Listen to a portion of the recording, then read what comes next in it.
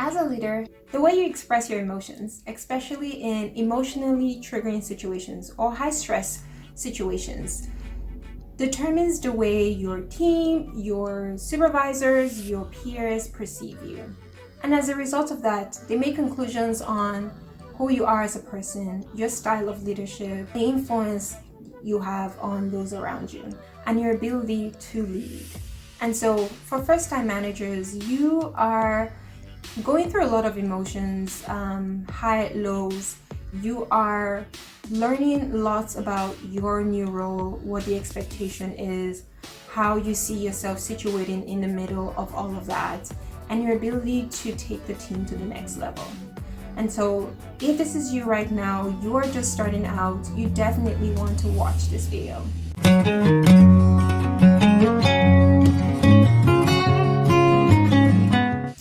Welcome to another episode on the Growth Leadership Cafe. My name is Adesua. I am a leadership coach and management trainer for first-time emerging leaders. And so if this is your first time coming across my YouTube channel, you're very welcome. On this channel, I talk about all things personal and organizational leadership for folks who are new to management or some form of supervisory role. So if you're not yet subscribed to my YouTube channel, I would say do so right now, so you get a buzz every time I post a video, which is every week Tuesday, 8 o'clock a.m. Central Time. Moving to the topic for today, I am speaking about managing your emotions. Now, what does that mean? We experience a lot of emotions daily. And so, however, how we choose to exhibit that or however it manifests, it does have a lot of influence or impact on those around us or who are at the receiving end of those emotions. Now, as a leader, there is a certain standard that is expected from you to be able to project in not only how you present yourself, but your ability to influence and impact those around you. And so in those high stress situations, when you're getting that pressure from management to deliver on certain goals or objectives or whatever that is, how do you manage that? Do you absorb those stressors or those pressures that you're experiencing from upper management, and do you transfer that to your team? Because for those of us who wear our emotions on our sleeves, it can be very hard to navigate that. And I say that speaking from experience, because for me, I do not have a poker face. If I'm experiencing anything I'm experiencing, it can be very visible. However, I have learned to manage how I choose to exhibit that.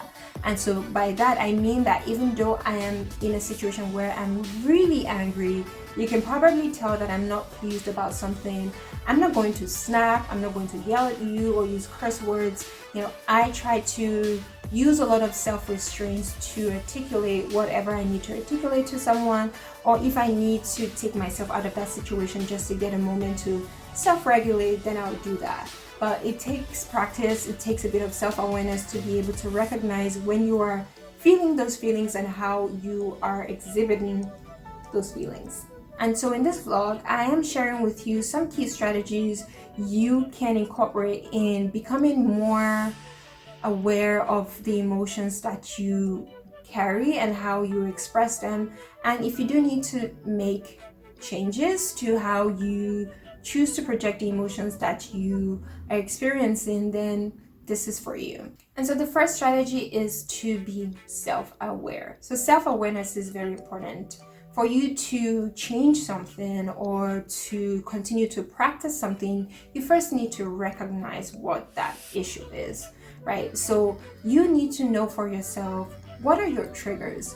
What are the things that when someone says to you or does something that then really upsets you and you tend to exhibit your anger in a certain way or the other? And how do you choose to express that? Are you getting defensive, aggressive, dismissive, passive aggressive? What is that for you? So recognize those feelings for yourself and how you tend to exhibit those emotions. And so when you're able to flag, okay, this is happening right now, I can feel myself getting aggravated or getting really angry, or I feel like I need to cry right now, I'm gonna burst into tears, whatever that is for you, first of all, recognize what those emotions are. What are the situations that you can attach to those emotions that when this happens, I tend to act this way? Okay, and so that is the very first step.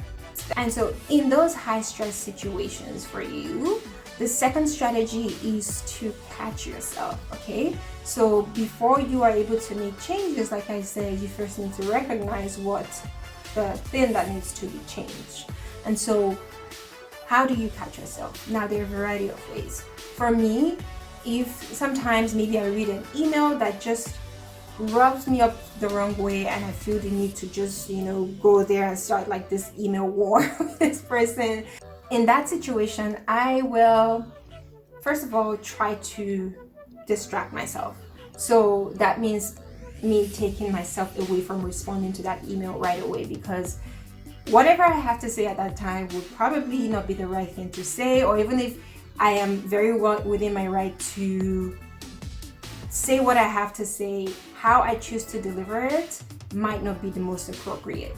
And so I would essentially have to take myself away from that situation. So if I have to do something else a bit more mundane or organize something just to distract myself and give myself that moment to self-regulate and maybe self-reflect and think about it in a different way, then I'll do that. Another way you can do that is to physically remove yourself from that situation. So if you are talking to someone on your team and it is getting really heated and you feel like you guys are both riled up, you're feeling upset, the person you're speaking to is very upset, you can just let them know, hey, it looks like, this is getting heated. Let's give ourselves a moment or two to think about this, and let's revisit this maybe tomorrow or later in the day.